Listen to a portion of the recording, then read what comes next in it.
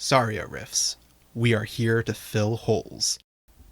Um. Plot holes, of course. Come on. Yes. Not the two differently sized and incompatible holes that you see ferrets coming out of. No, not those. Come on, Internet, yeah. Right. Yeah.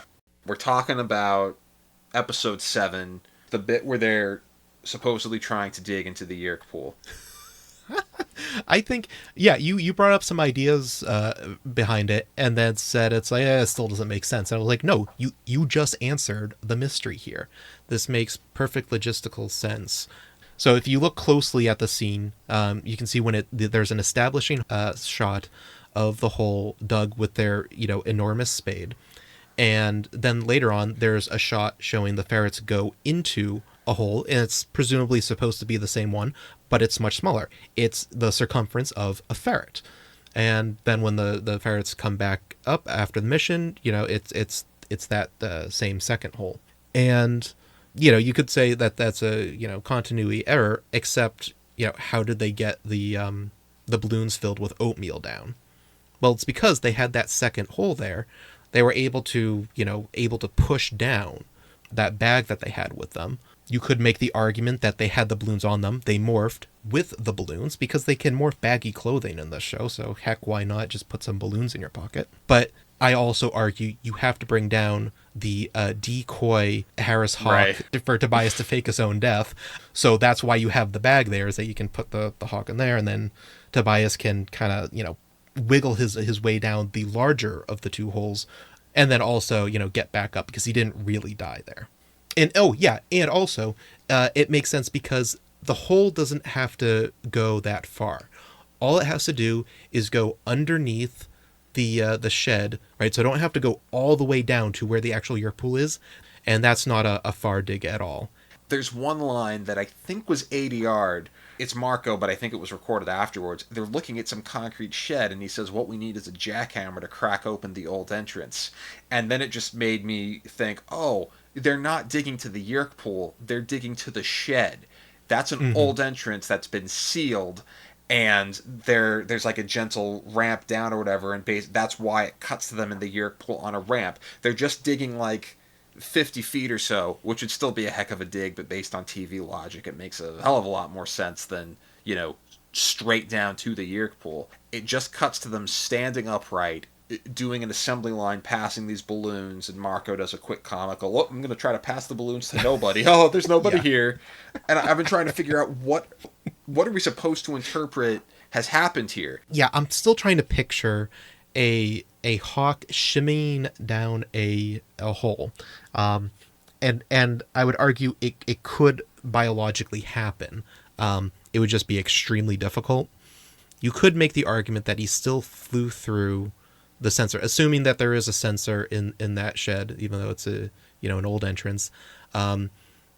If he flew through it quickly enough, then he's able to avoid getting zapped. Whereas we know from that beautiful full-length Hork-Bajir, if you stand there too long, that's when you get zapped. And Rachel made it out with standing there for a decent amount of time anyways, too. So it's like, it's possible. I was curious, this is a very common trope where timers take as long as they dramatically need to. Mm-hmm. When Axe is explaining the biofilter, he says there's a 3-second delay. But when you see the Hork-Bajir step in, I timed it, it's like 8 seconds and change. Mm-hmm. Next you see Rachel do it. They put a commercial break there for dramatic effect, and they also cut away to a Chip of Tom's Burgers. If you assume that that's meant to be synchronous, so in other words, you're seeing Chip's reaction as Rachel is stepping into the beam and the alarm goes off, so don't count that time against her. If you cut Chip out, and if you take the part of the reaction that was obviously repeated after the commercial break, dude, it was so close to exactly the same. It was measured in terms of individual frames. Rachel is in the beam exactly as long as the Hork-Bajir. I was trying to make the argument that, she was in there way too long and should have gotten zapped. But you know what? I'm going to say she's actually in the margin of error. So, good, with quotes, good job on that scene, editors. It's plausible. Yeah, Rachel could have made it out. I want to talk about, briefly, all of the plot holes they accidentally adapted in by putting book 17 right after book 4 when Axe shows up. it's first off, it's kind of weird. They're just hanging out with Axe, trying to involve him in some non-essential hijinks right after he shows up. There's a plot hole getting Tobias in and out of the Yeerk pool because in the book he can morph again, but in the TV show he can't yet. They morph cockroaches for the first time, but then when they do the capture, Cassie, and good on Nadia, that cockroach is still moving. Cassie just reaches down and plucks up a live cockroach for them to acquire, but 3 episodes earlier they morphed cockroaches, so they didn't need to do that, but they Those forgot aren't about even real that. cockroaches. Which ones? The ones in the capture. Yeah, they are. They are? Okay, no, the one that... No. Sorry. Those are a different species. They're like they got like the thin bodies to them. The weird fat beetle looking ones that you see in the Escape, if those are cockroaches, they're exotic ones that like trainers use. But the thing that Cassie reaches down and picks up in the capture, and you see her holding it on camera, I am pretty sure that's an American cockroach. I'll go one further out on a limb and say I think they put it in a refrigerator or whatever to put it in like a dormant state so they could get that shot. But the actress had to grab it. Then it cuts and you see the 4 of them outside on a rooftop in a really bizarre shot. I'm pretty sure those are rubber. But yeah, that is different from what you see in The Escape. Those are big fat exotic cockroaches. Same species that I think they use in the end of Men in Black, by the way. Those you don't see them wild in North America. Yeah, it's like I don't even know the difference between a Harris hawk and a red-tailed hawk, so, or at least I didn't before this investigation. Oh, the Harris hawk is unique in that they don't exactly flock, but like they will associate in groups, whereas most raptors are exclusively solitary animals. Harris hawks are social in a way that almost no other raptor is. So I think that's why in the TV show Tobias is a Harris hawk. You know, that makes me feel a lot better now, thinking that there's hope for this for this TV show version of Tobias where you can have some hawk friends. Oh, I feel better now. Last time we talked a lot about the triple whammy of weirdness in The Stranger, namely the Andalite lasso, followed by sexy Andalite, followed by the yellow scene. In being so hung up on those visual details, I completely failed to watch the scenes globally and figure out, like, in the narrative what's supposed to be happening. Doing that for my pop-up video project, I think there is no sarcasm. There's a straight-up editing mistake. Either that, or they were trying to work out the blocking on location, and they filmed 2 incompatible versions of the scene, and they accidentally got merged together. So, what's happened here? Axe just got lassoed. We need not spend any more time on that. Tobias flies off. Tobias flies off to go find the others, find Prince Jake. Cut to Marco. He's complaining about them having to trudge out into the woods, and Tobias lands in the tree and startles Marco. What you're seeing now, this is where the next shot starts. It starts on the backside of the bird. Watch how this plays out. Axe is in trouble. So, okay, we're gonna go find him. Tobias takes off. The Kmart special background, sexy Andalite. This might be a trap. I don't like this. Cassie has lines, and says the most prescient thing, and nobody listens to her. We're gonna cut in a second. Hurry! Before the controllers come Tobias is flying. He lands. Over this way. We now have fake Tobias, and Marco says, "Are you sure you know the way?" I'm going to pause on that. They were just looking at Visser 3. They had eye line. Like, they're walking in a straight line to something they can see. There's a quick shot of Tobias flying. Now they're lost. And then suddenly, trip line, and now they're in the net. When the net comes down, they dub in Chris Ralph saying, "Oh, they got us," and they dub in bird sounds. They're trying really hard to sell you on the idea that Tobias is in the net with them. The fake bird is not on Marco's arm when that net comes down. I wondered why they did the fake bird at all, and I was wondering, oh, well, you can't put a live hawk in there. But they didn't even put the fake bird in the net. When the net comes down, he's not in there, and then when the Ellimist freezes time, Tobias is nowhere to be found. He comes walking in from off stage as human. And after the Ellimist cutaway, when he takes them from the future and puts them back in the net, in the close-up where they had the camera in the net with them, Tobias is there. But logically, if the bird were in the net, then he should pop up during the time stop with Yeah. them as human. Yep. And then they insinuate that he's still in the net once Rachel cuts it open, too, because once she cuts it open, then the bird flies out, right? Right after the Elemis time stop, when they go back, Tobias is in the net. They filmed it with the bird in there. Oh, okay. There's a twofold issue. The way the edit appears in the show, the characters appear to get lost walking 20 feet in a straight line, and Tobias appears and disappears for no reason. Here's my proposed edit where this makes a bit more sense, and I wonder if this is actually how it was written. It starts off the same, okay, we gotta go find Axe. As we're walking, Tobias is flying along, lands on Marco's arm, and now they bicker, do you know the way? Yes, Marco, I know the way. So now they're looking around, the stuffed bird is with them, they come up over the ridge and see Visser 3. And I actually trimmed this up a bit now so that you can't tell for sure that the bird's no longer with Marco. Now they approach Visser 3. Also, I trimmed this a bit so that Jake is still leading the frame when you see him step on the tripwire to make it a bit more clear that he's the one who steps on it. And there you go. I think that's closer to how it was written. Oh, yeah, that's mildly better. There's a continuity nightmare the way it shows up in the actual show. Okay, yeah, so this is incredible because this is one of 3 instances where there are continuity errors as a result of Tobias's scouting mission. What are the they other are two? very consistent in their inconsistencies. Oh boy. Yeah, so another one is in the oatmeal episode, Tobias is scouting out the mental hospital and is able to inform Rachel and Marco that there are people coming down the hall, even though the hall is in the interior of the building and he's clearly still in a tree. So apparently through a window or whatever, he can track the movements of people in the hospital. Yeah. Yeah. Yep. So that's one. And then another one, and I love this scene. It's probably the only part of this episode I really like. In The Forgotten, when Rachel is wandering around lost in the woods, Tobias is aware that she's there, and he goes to get help from the other Animorphs. And when he flies up to tell them, you can see Jake, Marco, and Cassie are all playing baseball together. And then Cassie hits the ball, and Tobias is like, "What a good hit, Cassie. You did a good job." And then, he just transitions. He's like, "Ah!" Like Rachel's in trouble. Nice hit, Cassie.